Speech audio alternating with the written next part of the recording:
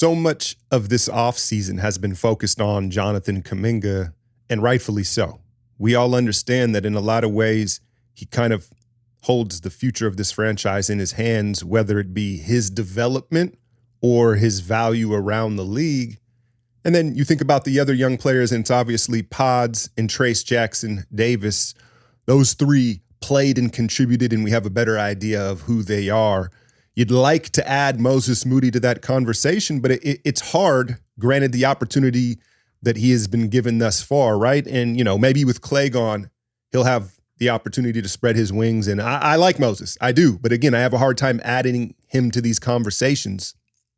But what I wanted to do today was take a look kind of at the outskirts of this roster and some of these young guys, because I think given the opportunity, one or two of these guys could not just crack the rotation, but really become a part of the young core moving forward.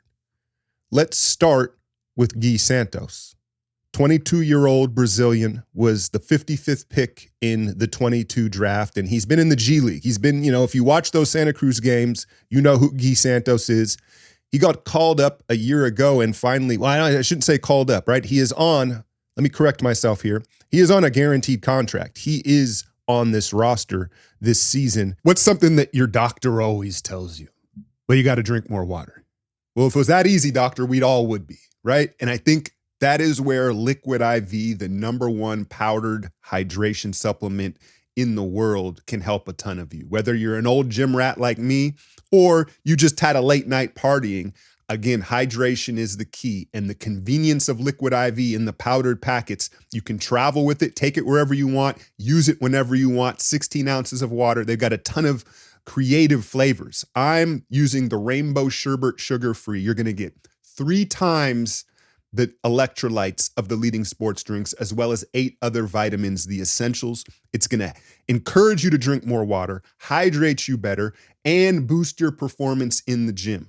So turn your ordinary water into extraordinary hydration with Liquid IV. Get 20% off your first order of Liquid IV when you go to liquidiv.com and use code alchemy at the checkout. That's liquidiv.com and use code alchemy at the checkout.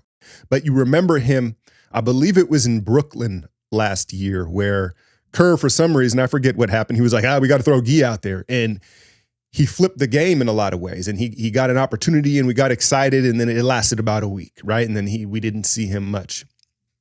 But, Gui at 22 years old now, and you've seen him get a lot stronger. He just played in these Olympics for Brazil. He played Team USA, right? He matched up with LeBron a little bit, hit a couple threes, I think he's at the right phase in his career as far as maturity goes with his body and having a little experience around NBA players. But what sticks out about Gui Santos is the offensive rebounding. He is, I don't want to say elite. He has the potential to be an elite offensive rebounder. And then at 6'8", about 220, 225, he is, in a way, a dancing bear. He's not big enough, I guess, to call him a dancing bear. Who he kind of reminds me of is the reigning middleweight champion of the world for the UFC, Dracus du Plessis, in the sense of Gui is awkward, but it works for him. He's awkward to his own advantage, like du Plessis, right? And so his feet get funky and he seems to be off balance, but specifically around the basket and getting downhill, it kind of works for him. And to have, a 6'8", 220-pound guy with that type of motor and energy, that's what sticks out to me about Gui Santos is he's a guy you can put in the game like we saw in Brooklyn, and he can flip the energy on the floor because he plays that hard. Now, the question with these wing forwards is always, the three ball. 29% last year in the G League, but he probably took too many. Over 5 a game. And I believe, look, I saw him at Summer League last year, like up close, watching him go through his shooting routine. And when you're down like on the floor level, you can kind of get a better look at releases and stuff like that. And I was taken back by how nice his release look. It's soft. He seams up on the ball. He doesn't get sped up in the release. He's put a lot of time into the shooting. And I say all that to say that I think if he becomes more of a corner specialist, like you would expect in the NBA, in the G League, I think he's taking some out-of-pocket threes. But if it's like, hey, Gee, you shoot corner threes, 1, 2, 3 a game, given the minutes, I guarantee you that percentage will climb maybe almost 10%. I won't say he's a 40% shooter, but it'll be 36, 37% from those corners. And then also, he can offensive rebound from those corners, right? Because we know the analytics crowd loves offensive rebounding right now, and you're seeing it league-wide, right? But what it has cost, I think, is transition defense is at an all-time low in the NBA. And a lot of it is teams sending everybody to the offensive glass. I'm not necessarily a fan of that. I think you need designated offensive rebounders, specifically in a matchup too, like where you're like, okay, he can crash the boards and his matchup isn't going to like sprint out and make us pay necessarily. And Guy holds that attribute. It's natural for him. Now, defensively, that's where, the questions are going to arise more. I think offensively, Kerr and the staff are probably comfortable with him out there, but he's a little bit of a tweener. He's got to play the 4. I don't think he can be a 3, and you don't want him out on the wing defending in space a ton. And he gets in foul trouble, right? And a lot of it is, part of it is that I don't want to say clumsy, it's an awkward rhythm with his feet, right? But what is encouraging about it defensively is it's not an effort thing. He almost tries too hard, but then he's big and again, the feet, and so he draws fouls on the perimeter. You want him more around the paint and playing the 4 spot. And as he gets older now and stronger. So defensively, can he stay out of foul trouble? Can he learn to distance manage on the perimeter a little bit better? Because you know how you see some guys and you're like, there's no hope, right? They don't really want to defend. Their feet are too slow. That's not the case with Guy. The effort and want is there.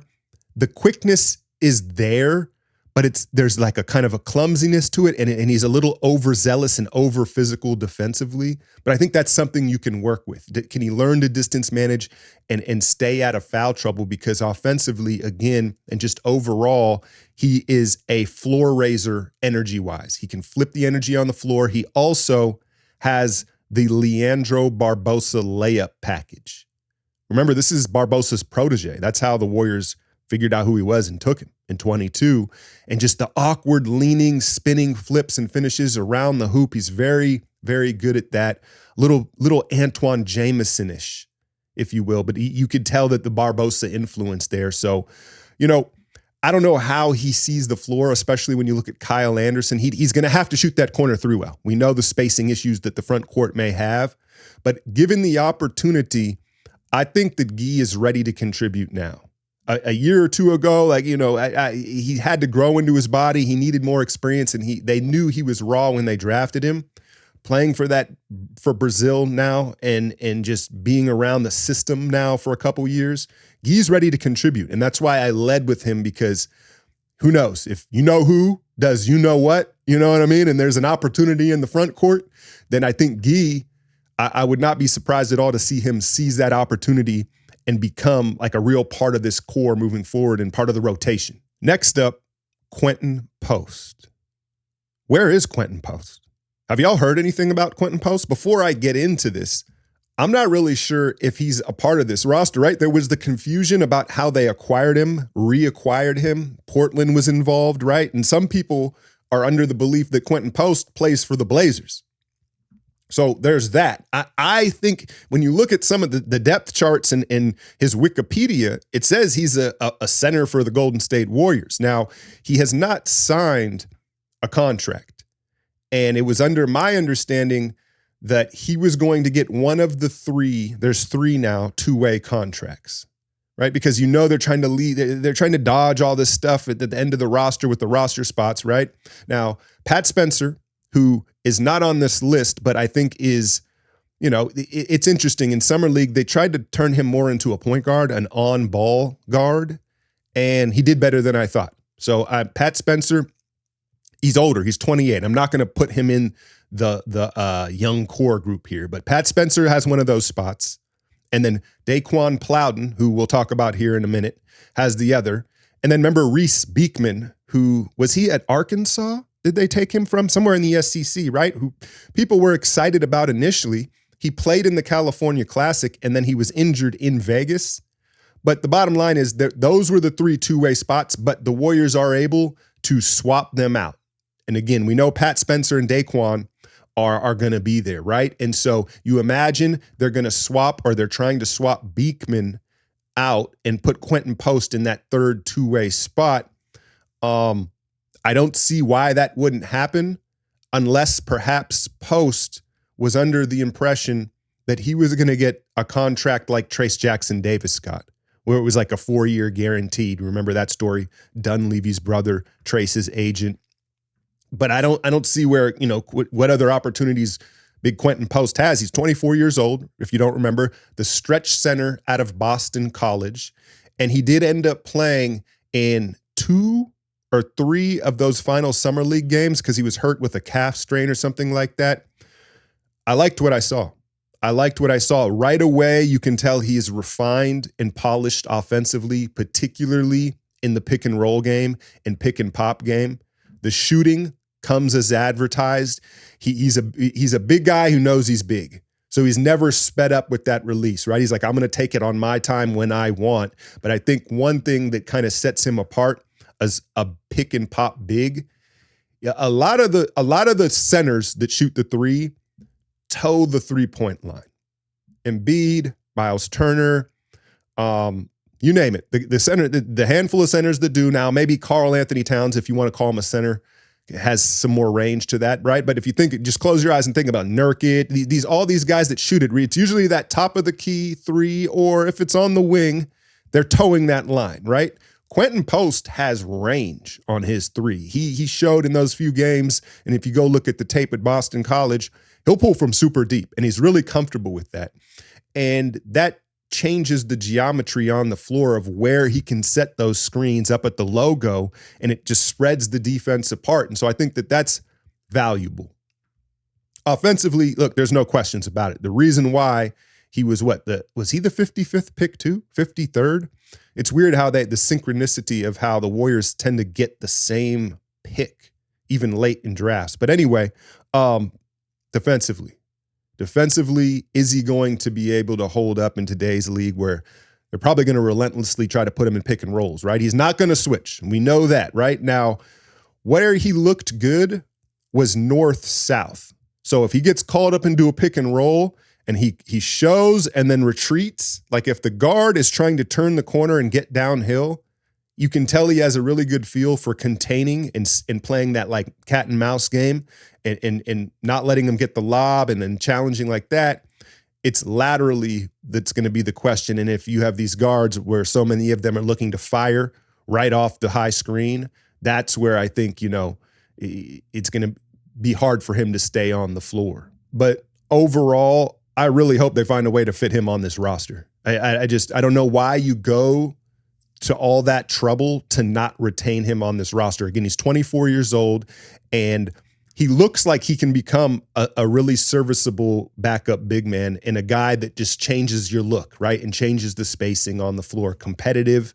And yeah, so someone in the comments, let me know if you know what's up with Quentin Post in that roster spot and if he's officially on this team yet.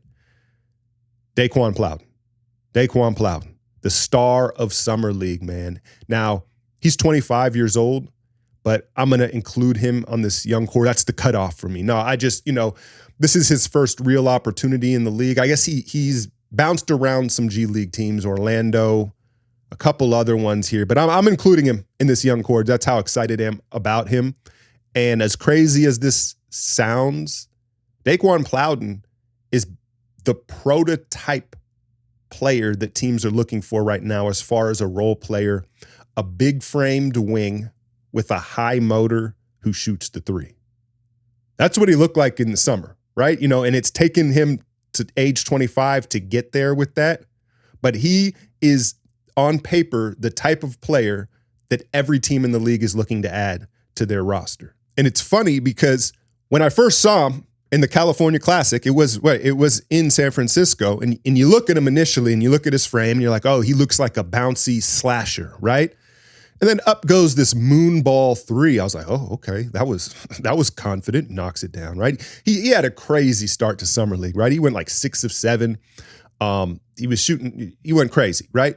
But as you realize that three ball was a real thing, how confidently he took it, how effortless it looked, you're like, okay, cool. But is that all he does, right? You know, is he just like a specialist? Because I wasn't aware of him at all. By the way, he played at Colorado. And then after, you know, a half of getting hot from three, the other team was like, hey, we got to run this guy off the three-point line. They run him off. Here comes a floater. He goes downhill. Oh, he tries to dunk on somebody. Takes contact, finishes. Oh, okay. Okay. What about defense, right? So some usually, you know, I don't want to generalize too much, but a lot of the time these offensively gifted players don't have a lot of interest in spending energy on the defensive end. He's got a high motor. He wants to defend. He's physical. He contests shots at the rim, right? What is he, 6'6"? Looks about 220-ish. He's very strong. So he's checking all these boxes, and you're like, this is kind of unreal. Even the announcers, if you watch Summer League, they're like, yo, they better tell him to pack it in at halftime. The announcers making joke like, yo, you could pack him up for the season. Like they better hide him. That's how good Daquan Plowden looked in Summer League for the Warriors.